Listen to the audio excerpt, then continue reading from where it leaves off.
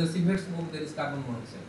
So you know, even if you don't die of lung cancer, you will die of poisoning one body. Be very careful. Okay. So that is one thing bad about carbon monoxide. Okay. So again, the same reason, the reason why cyanide is poisonous, the same reason why carbon monoxide is poisonous. You know why? What happens? See, you know, in your blood, there is a protein called hemoglobin. In fact, hemoglobin people know why. You know, all this hemoglobin, you know, even advertisements come, no? Hemoglobin. So hemoglobin is an iron-based compound. Is the enzyme. It's a protein which is iron-based. And inside the iron-based, there is this kind of a structure. You know, there are 4 pyrrole rings. There are nitrogen containing 4 pyrrole rings. And this molecule is called porphyrin. Okay, you don't need to remember the porphyrin. And that has an iron which is bound to it. In fact, that is why people say no. There are a lot of people who get iron deficiency. Iron deficiency. Then they give vitamin B12 and iron complex tablets for eating. Right? Twice a day.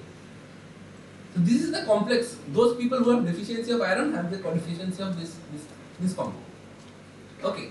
So what happens? This compound is the best bus you know. You know what is the importance of bus? Bus carries people, drops it. Carries them, drops it. Right? This iron porphyrin is the best material, is the best, I would say, is the best transporter ever known. Most efficient, 100% efficient. What it does? This iron-based porphyrin, when you breathe in oxygen inside your lung, immediately that oxygen molecule goes and binds to that porphyrin. So that it is like it's an iron, you know, and it's a planar molecule inside which is an iron, and then on the top of it the oxygen comes and binds, right? So then, as you are breathing more oxygens, more and more porphyrins are binding one oxygen each. Now, after some time, once you have breathed in the oxygen will be released, because now your cells need oxygen, because you have to, you know, all of you had breakfast, no? Now the food has to be oxidized and you will slowly get hungry, no? So once food is oxidized, what is produced? Carbon dioxide. Now carbon dioxide has to be thrown out of the body. So then what happens? Oxygen is released, carbon dioxide mixes with water in your cell to form carbonate, and that carbonate creates exactly the same pH by which this protein will go back. So the porphyrin goes from 2 states, oxyhemoglobin to deoxyhemoglobin, oxyhemoglobin to deoxyhemoglobin, and it keeps on doing it throughout your body. Every time you breathe, this beautiful chemistry happens. Now what happens if you take cyanide? Now cyanide is a very strong ligand, very strong. What will happen? It will go and bind to the iron, right? As soon as it goes and binds to the iron will fall in love with the cyanide. Okay, बहुत मोहब्बत हो जाएगा, प्यार मोहब्बत. अभी ज़्यादा प्यार मोहब्बत होगा तो प्रॉब्लम हो जाएगा. क्यों? अब पोर्फिरिन बोलेगा नहीं, तुम्हारे साथ तो मेरे जन्म का नाता है, मैं तुमको नहीं छोड़ूंगा. So porphyrin will say, okay, no, हम जो भी हो, हम तुम्हारा साथ नहीं छोड़ेंगे. तो क्या होगा? So then, of course, as soon as cyanide will bind with porphyrin, it will not be able to take the oxygen then. As a result, your porphyrin will become, your hemoglobin will become oxidized. As a result, your blood will become, your iron content will slowly decrease, and in fact, this process is so fast that within 15 minutes the person dies. All of the blood becomes useless. Why it becomes useless? Because as soon as cyanide goes and binds to it, there is no place to take, there are no takers for oxygen. And since you have not oxygen, you will die of breathlessness. You will die. Same thing happens with carbon monoxide. Carbon monoxide also loves very strongly iron, right? So it will so much like love with iron, it will be with it. See, again, that brings me back to the beautiful thing in nature, which is called intermediate. See, this is very true, even in biology, certainly in biology. See, life, cells, biological processes, they always like to work with things which are little weak. It will not like to bind to something which is very strong, because it knows if it binds once, that is over, right? For example, you will not be grown up. As a result, you see, in life, we use materials which are of the kind of the nature of interactions are intermediate, not very strong. For example, oxygen binds with the hemoglobin through weak interactions, not very strong. Whereas cyanide and carbon monoxide will nicely bind. Since it will bind, it will form a chemical reaction and it will finish the thing. So that is the beautiful chemistry which occurs. Okay, in fact that is why people say, you know, your mother always says, for example, you always in winter will lock your doors and sleep. That's why your mother will say, no, open your windows. You will think, no, my mother wants to see what I am doing inside my room. No. What they want to ask you, that you should keep your rooms open so that there is circulation. Otherwise there will be carbon monoxide inside. So what did you learn from two things? Two things, you know, these beautiful things which happen inside your body, beautiful chemistry of this. And you should not, you should not disturb the real natural chemistry of the system by doing something like smoking or something, because that will finish off your hemoglobin in the blood. And by the way, hemoglobin blood is also produced inside your body, but as you become older, young people like you will produce a lot of hemoglobin, right? But as you become older, the rate of production of new hemoglobin will go down, and slowly people will start falling sick. Okay? Okay. Yes. I'll come.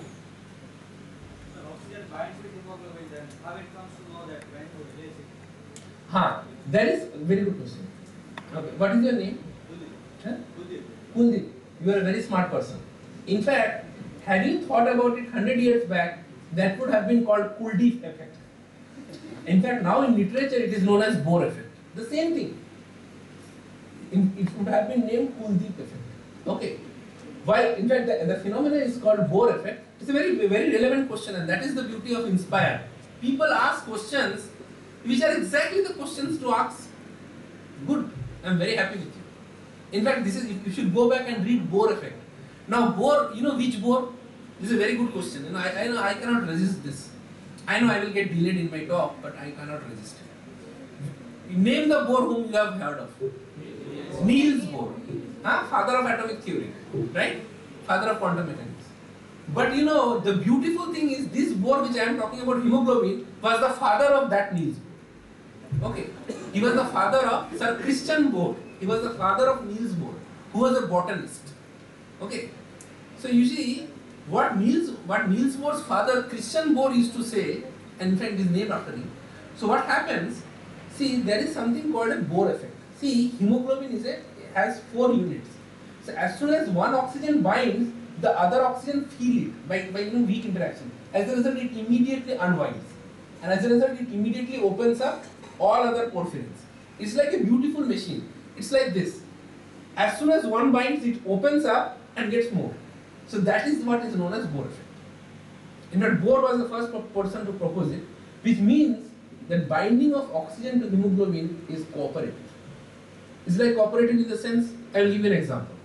For example, now if one of the students walks out of the room, I will immediately see slowly one by one all of you are walking out. This is what is called cooperative effect. They talk among themselves. This is exactly what is known as cooperative effect. So if Kuldeep, you had thought about it, it would have been known in literature as Kuldeep effect. Exactly the same thing. In fact, this is called Bohr effect, not after the son's name, Niels Bohr, but his father, Christian Bohr. Okay. And I will tell you another beautiful thing about Christian Bohr. See, Bohr was their family was a very interesting family. See, they had 4 brothers. So every day his father used to say, when you sit for dinner, please tell me one story. One story about something which you have learned. So all 4 of them will sit together and will discuss science before having dinner. So for half an hour, they used to talk science. Anything interesting. Why the plant is green. Now if I ask you a question, why the plants are green, you will say chlorophyll. That's it. But that is what you have memorized. Your teachers have taught. But why chlorophyll? That is the question you have to ask. So every day for half an hour they had a discussion. In fact, Niels Bohr has written about his father that from there I got that inspiration, because he's inspired to actually do more on science. And Niels Bohr, I cannot resist it. Again, since he is Niels Bohr. Niels Bohr was the world's greatest guide. Why is the greatest guide? See, I am myself a guide. As a guide, we become very proud. For example, as a mentor in this Inspire program, we will be very proud if some of you become very famous, do very good science. Right? We are very happy that हमने जिसको पढ़ाया वो उसने बहुत अच्छा कर रहा है. Niels Bohr was a great guy because so many of his students got Nobel Prize. In fact, almost all the students of Nobel Prize, in fact, all those people of those physics were his students, PhD students. So Niels Bohr was a great guy because all our students got Nobel Prizes. And you should think about it. So this is what is called, unfortunately, it would have been called Kuldeep effect. Don't worry, there are other problems to work on. Sure, this is chemistry. Yes, sure. Sir जब cyanide की कोई जहर खा लेता तो उसकी जो दवाई की जाती है तो वहाँ पर क्या process?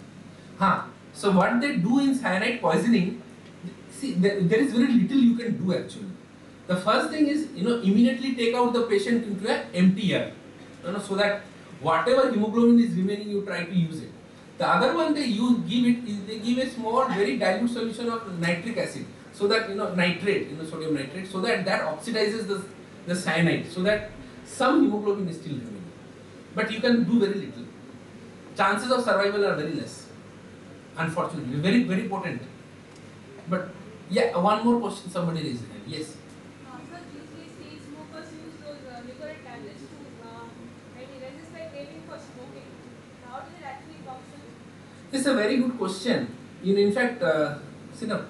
Yeah, it's a very good question, and unfortunately, this is the way our I don't know how to say it. See, the chemistry of nicotine is not understood. How nicotine acts on your body is not understood. So that is the most problematic thing. See, first of all, cigarette smoke produces about 30-40 chemicals, and some of those chemicals are harmful for all these reasons. But what nicotine itself does is not understood. Most probably what it does, it actually creates it's a kind of neuro drug. It's a drug which makes you dependent. It makes you dependent on these things. So what happens? So actually, quitting smoking requires probably, counseling and a lot of things. Because, because this is a neuro, so you need to be counseled. And what this nicotine probably gives you a small amount of nicotine which mixes and helps in. For example, if you suddenly stop, you will have a huge craving. As a result, this is I would say this probably has a placebo effect or something. It helps you indirectly. But to be honest, the chemistry of nicotine interacting with the human body is not understood. So that is one of the reasons. In fact, companies like ITC, they don't actually tell exactly what are the chemicals inside. In fact, there was a debate like last week. There was some discussion in the US in which they were saying that they will now list down all the chemicals which are known, which are found in cigarettes. In fact, it is also known that many of the cigarette companies deliberately mix psychological drugs with that to make you more dependent. Yeah, so that you become more dependent, even more dependent than what nicotine makes you. So unfortunately, this is not understood. So that makes you even more careful. Since we don't know the disease, how will we treat the disease? What you see out of it is a cancer or a blood pressure or blood sugar, but those are after effects. But what nicotine, or for that matter, what those things are doing with your body, nobody knows. In fact, as Kuldeep said, even cyanide is not known. So much complicated chemistry you have to understand, so difficult. So what those 35-40 chemicals are doing to your body, only God knows. Hopefully he or she knows. Yes. What colors the glass we are adding metal? Yeah. See, what we are doing, we are using transition metals. Transition metals are colored, and that color gets mixed. Why transition metals are colored? See, you should ask questions. In Hindi we call it Hazir Jawabi, right? Science is done best by this kind of Hazir Jawabi. You should ask the question why. I told you because of transition metals. You should say why transition metals are colored. Okay, transition metals are colored because they have unpaired electrons in their d orbitals. You should ask the question why they have unpaired electrons in their d orbitals, right? Well, they have unpaired electrons in the d orbitals because there is a rule called Hund's rule, which says that if there are more than the orbitals are half filled and less, the electrons are going to be unpaired. You should ask why Hund's rule. Well, then the answer is quantum mechanics says that. Then you should say why quantum mechanics. The answer is that.